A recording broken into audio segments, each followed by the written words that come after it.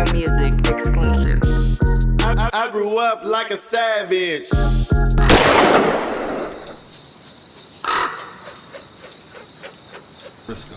But you did work with Black Dynasty. Yeah, that's through East Palo Alto. Okay. That was a different year. Yeah. Okay. What was that though? What was the politics and not making the Oakland? You know what? never reached out to I thought about it when we was leaving. Like, everybody was super regional. Right. Like, if you think about it, even short, because you said something that's crazy. You said that because you said something before where like shit.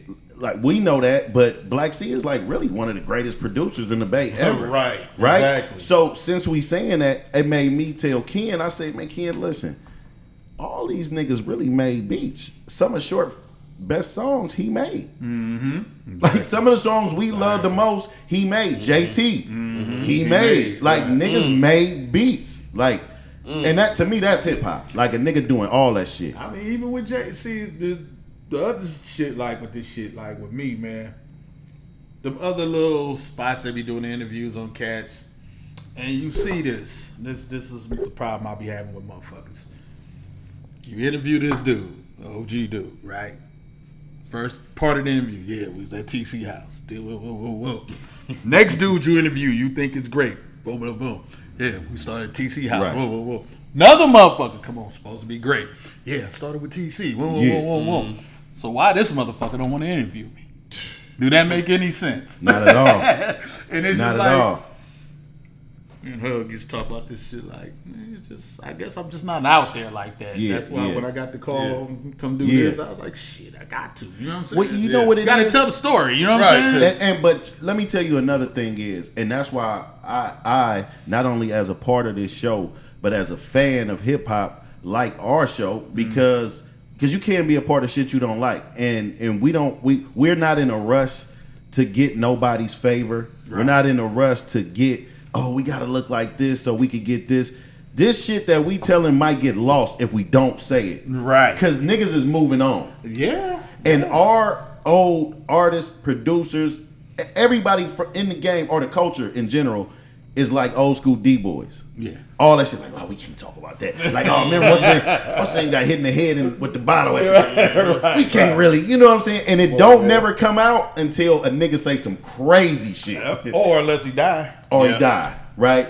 And that's what we just had CNH, Chris Hicks here. One thing that we like to do is give the props, give the flowers, because nigga feel left out. Hey, man, I appreciate it. Like I told you when y'all called me, man, let's talk, man. Let's get it, you know what I'm saying? And too much lost history. Oh my and who God. else gonna tell your story? But better than you. But like TC though, nigga, like we can. I ain't gonna lie, there's some niggas we can miss. Like, you know what I'm saying? But nigga, TC, like, come on, man, let's keep it real, bro. Like, I'm thinking you over 200 at least songs in, bro.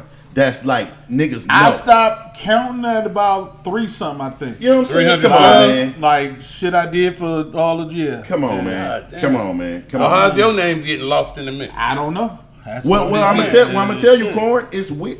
I can explain. I think I'm the best nigga to articulate. It's always been weird to me. I'm gonna tell you. I'm gonna explain this. I hope somebody is listening and pay attention to this part of this podcast. Right? He's a great producer, having success. We've been independent, but niggas was selling 20, 30, 40, 50, 75, 80, 200,000 copies. All of these niggas, from Pooh Man to the RBLs to JTs to the Vallejo 40s, Out the trunk or through the through City Hall, through other shit, like, you know what I'm saying. But these are independent but these are independent, right? So I'm saying that to say, as time progressed on, right, we still was independent. It was working. I say everything changed at the MP3, right? Yeah. Which is also from the Bay Area. Technology, right? Napsters, wherever you can listen to music on the computer. Stores started out here. I heard E40 say, I'd never do a mixtape. Because why? Mixtapes was free. Then. We've been doing compilations. These niggas done made 700,000 off his last compilation. Exactly. How the fuck would I give away some music, right? But it was an evolution in music happening. So New York niggas, be honest, they had already fell off, right? What year do you think they start slowing down? West Coast was crazy. We was crazy. It was bananas, right? It kind of had, it changed. I think, like 95s, something that's They were still going naked, but one time it was just ridiculous with this West Coast shit. And I'm saying, and I'm still speaking more towards independent. Okay. Not speaking on major label shit, right? So then the MP3 comes, people giving away music. They was learning, get the money off the shows, get the money off the merch. The record labels start catching on and saying 360, even further confusing us. Like, what?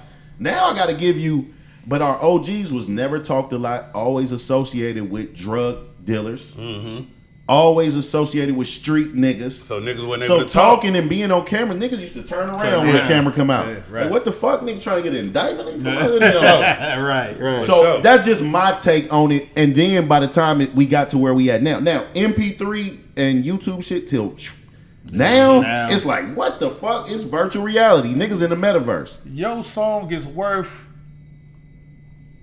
0.03% of a penny. That's how much your music is worth now. That's how much in the past per music stream. Oh, yeah. You get Right. Well, what is it? gotta A get- third of a penny. You're not getting. You got to get a whole Come on, bunch man. of streams for it. So you see somebody with 1 billion streams, he got a nice check. But if you got 100,000 streams, you ain't. Right. And You we'll might get never $35, you know what I mean? until Like, come on, man. until the executives and the tech people and everybody sit down with guys like you and Dr. Dre and all those guys at the head of the table to tell you what a stream should be, because that's their version of saying, oh, if you bought a tape, this is how many times you would have listened to it. See, that's the thing now. You see everybody pulling their music off Spotify. Right. Because of the Joe Rogan shit. Why is Joe Rogan making more money than the people who making the music that's paying Joe Rogan? Right. I felt old girl on that. Don't make I felt no that to sense. death. I felt her on that. Don't make no And sense. she also made a comment: if everybody follows suit, we'll shut that shit down. down. But Exactly. people scared to follow suit. And be real.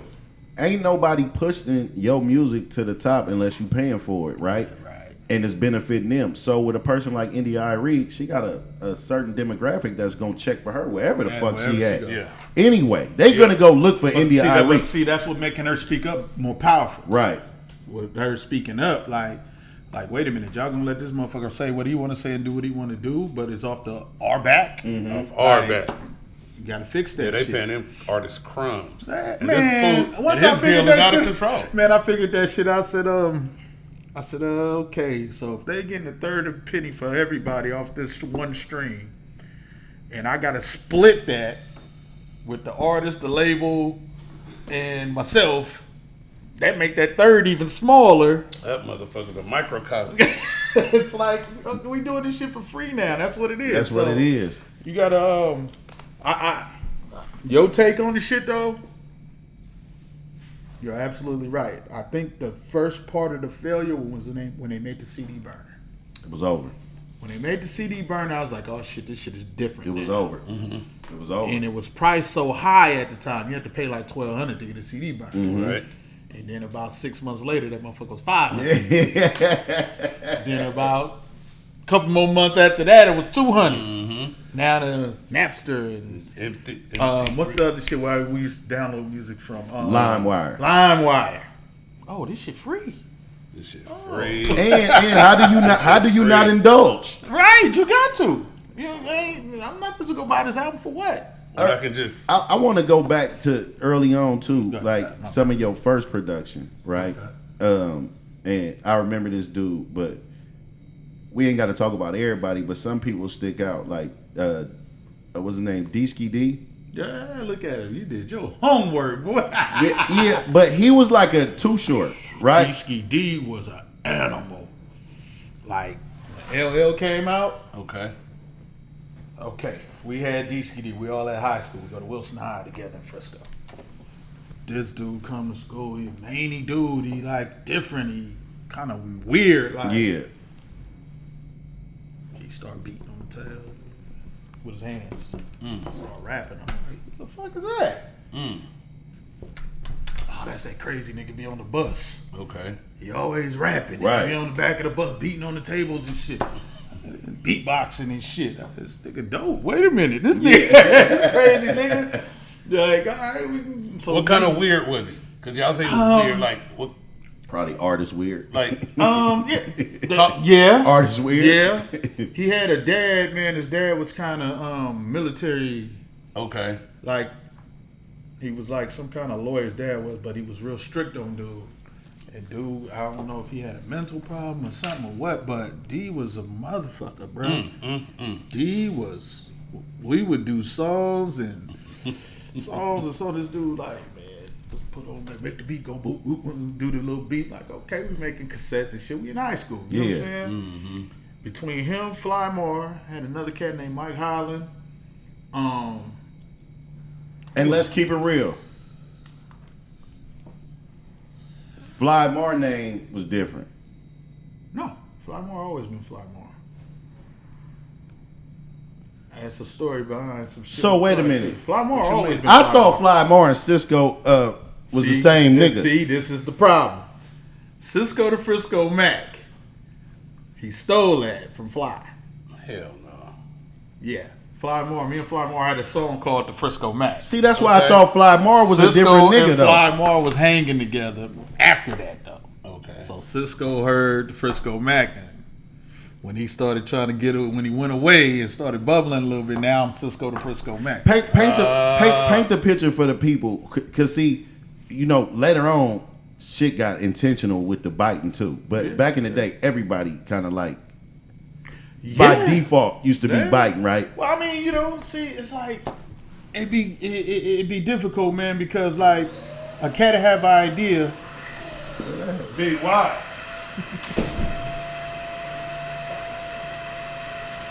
Did this nigga start sweeping right now? There's no hair on the floor in there right now. See that nigga gonna do some crazy shit. Hey, a cat have an idea, right? And you rapping with him, y'all in the group, whatever y'all doing, Right.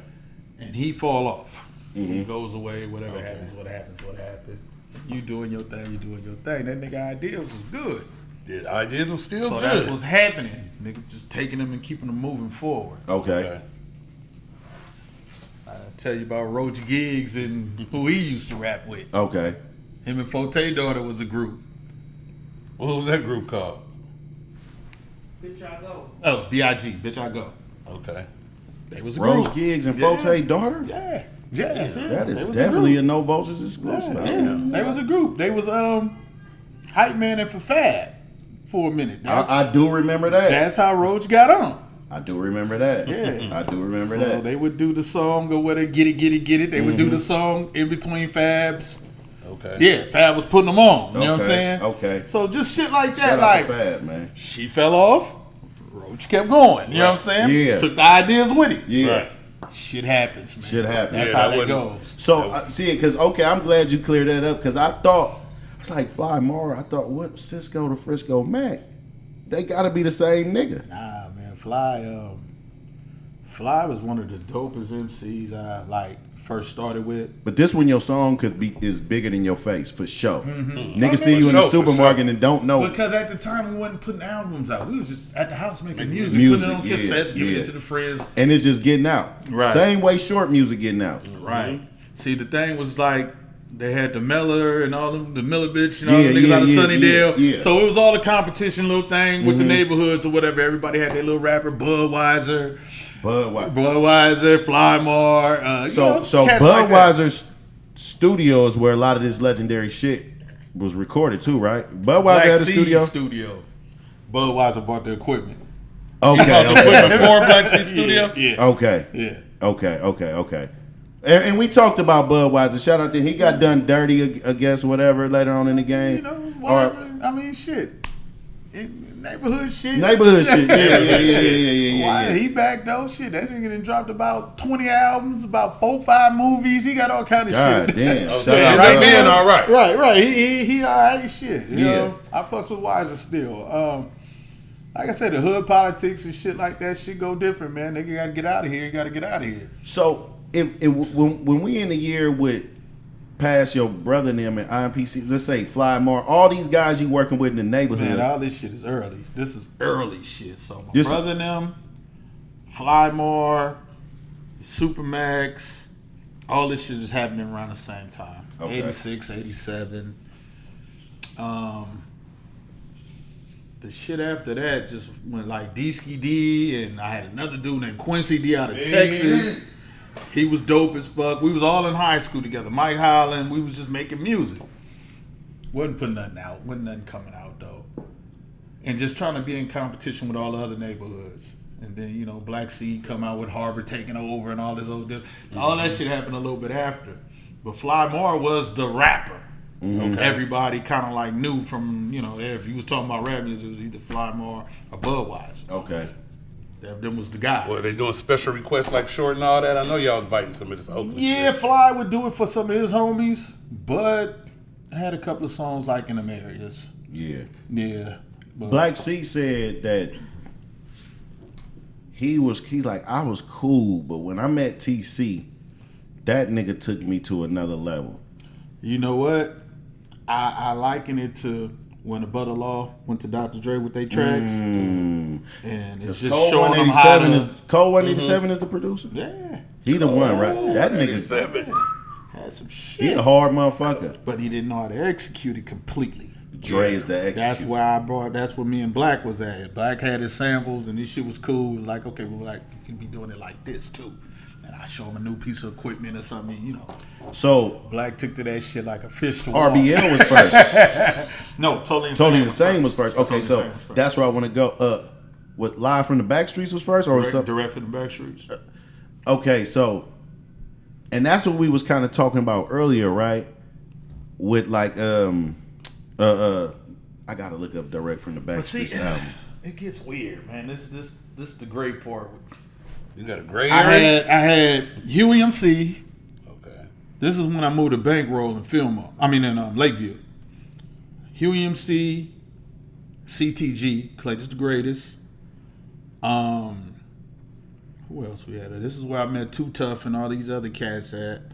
They was all part of the Supermax. I think he had a white boy rapper named Tom Slick or some shit. Okay.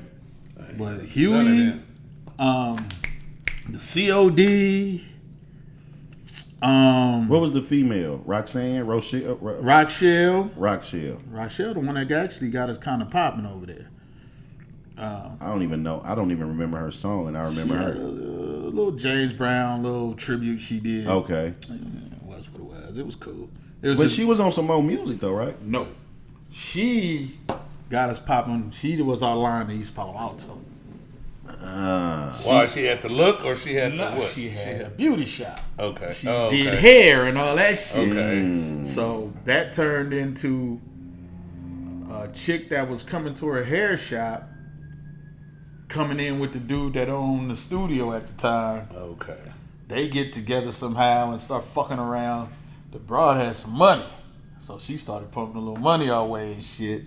She had Rochelle, and then we met Mike Washington and them. Once we met them dudes, he started bringing Mike in Washington groups. was big time. Shit, was it? Mike Washington, man, that dude. Whew. Mike Washington had cake. That dude, man, we didn't want for nothing. Yeah, he had cake. As had far it. as Totally Insane went, they didn't need for nothing, bruh. Like, he brought down Zero Lark, this chick named Treese, and Ad Capone. We was trying to work it out. The dude Zero Lark started catting off or whatever. He fell off, then Treese fell off. Matt got out of jail, or juvenile, whatever he was in.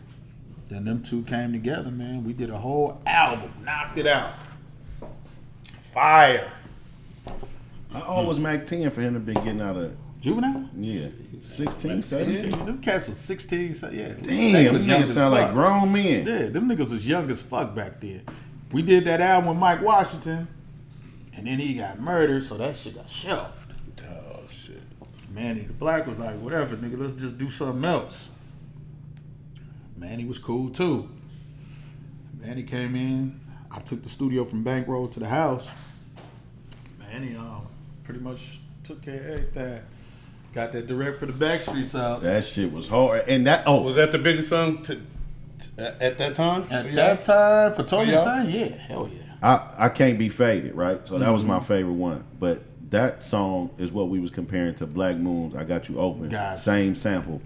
And here's what I want to ask you. Listening to that, right? So I don't know So when Cube went solo, was that Sir Jinx? Yeah. First it was the Bomb Squad, Chuck D, and Public people. Enemy and Bomb Squad? Yeah, and then it went to Jinx. Was it any influence for you? Nah. Or was that just a 90s? We were just all having Because the same your sound, I don't know how it That's crazy. sounds like. I'm like, Ice Cube could jump on this shit. Who's the Mac? Who's the man? Going back to Cisco the Frisco Mac. That's the sample we used, me and That's Fly the- Moore, That's the. for the song Fly Moore had. Mm-hmm. I'm the Frisco Mac. We had Right. the little shit from I'm gonna get you sucker. Play of the year. Yeah, all yeah, that shit. yeah, We I had all remember that that. shit sampled. That's what Cisco the Frisco Mac took the shit from. But Okay. anyway, yeah. That's crazy because when I think about them terms, that's what I'm saying. I love this genre of music, man. If you think about it, like even by the time they got to Doggy Style, Snoop was so influenced by 415, he had to reuse that sample. You know what I'm saying? Like, and Snitches and Bitches still sound better. Shout out DJ Duro. Right, right. You know what I'm saying? Right. They still sound better, but Still like, better. And this album fucked me up too when I'm doing my research, right? I thought the fucking static was on purpose. No, it was. Oh, it was? Yeah. I thought you said you forgot to hit the noise No. cancel. That was Huey MC. When we did Keep a Bitch Broke, Huey MC. Oh, That's the one okay. you got to do All it. you hear, shit, I didn't know. I was brand new. I'm green. So on the tape machine is DBX. Okay. It's noise reduction. Right. You got to push that shit before you record Before you anything record. onto the reel. Right. I ain't knowing no better. Ain't nobody came in here and told me how to work this shit. Right. I just plug shit in and start working. So later That's on, you what did it on happened. purpose then. That's what happened with Huey MC. No, the noise from the Totally Insane shit is from the actual albums. The sampling. The crackling from the record. Oh. They was like, man, let's just go get a new. Nah, I said, nah, that's gonna take the feeling away. Okay. Leave the shit in there. Pages turning while they rapping. Leave that shit in there. Like, nigga, that's you was a fool for that. That's the essence of the shit. Like, Yeah, you know what I'm right, saying? Don't yeah. take away from that. Nah. You got motherfuckers right now faking, trying to get that sound. the You know what I'm saying? little They adding that shit. Man, keep that shit in there, man. Like, they're like, man, that shit gonna sound manny when they master it. Because when you master it, it amplifies all your mistakes. That's what people don't know when you master. I said, that's what we want. Leave that shit there. Yeah.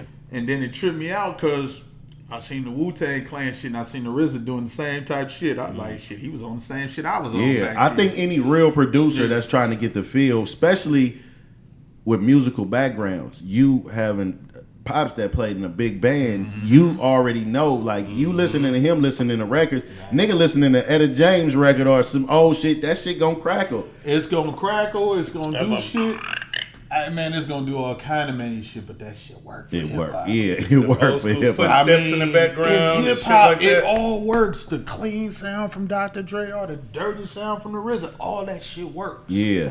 There's no rules. Yeah. You know what I'm Ain't no saying? rules. Because I feel like Havoc is another dirty producer. Like, he don't give a fuck. He ain't trying to, you know what I'm saying? And that shit, it's so crazy about hip hop because you hear Havoc beats later on R&B. Yeah. So like that's Havoc beat. Like, this shit is a fucking dope. pop It hit was dope. now. Shit. Yeah, like so is the Totally Insane album is what got everybody like knocking down your door? Totally Insane album got RBL, which got Herm Lou.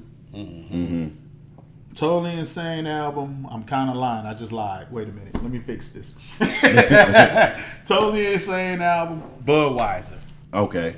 The Totally Insane album made it real for Black C and them. Okay. Budweiser was telling them niggas, y'all need to come to the Y'all need to studio. get the studio. Y'all up here Okay. making music up here, y'all bullshit. Come to the Okay, studio. okay. Because me and Bud and them did Darling Darling Baby and all that shit. out there. Right. So after that, Bud, them niggas finally came off the hill and, you know what I'm saying? Yeah. And say, what the fuck going on? We hooked it up. Then brought Herm Lou and all the other cats, T-Lo, all these cats. Herm Lou. Do you think recording your setup, because I strongly believe this, you could take your same equipment. So let's just say the shit you had down at Big Bankroll Studios to the house. Was it the same sound or was you getting a better sound? Because I feel like it matters. It kind of it stayed the same because of stayed me. the same? It ain't Yeah. the Oh, it's equipment; you. it's who working it. Okay. It's always Okay. you can have $1 billion setup. If you ain't got no sound for yourself, it ain't gonna work.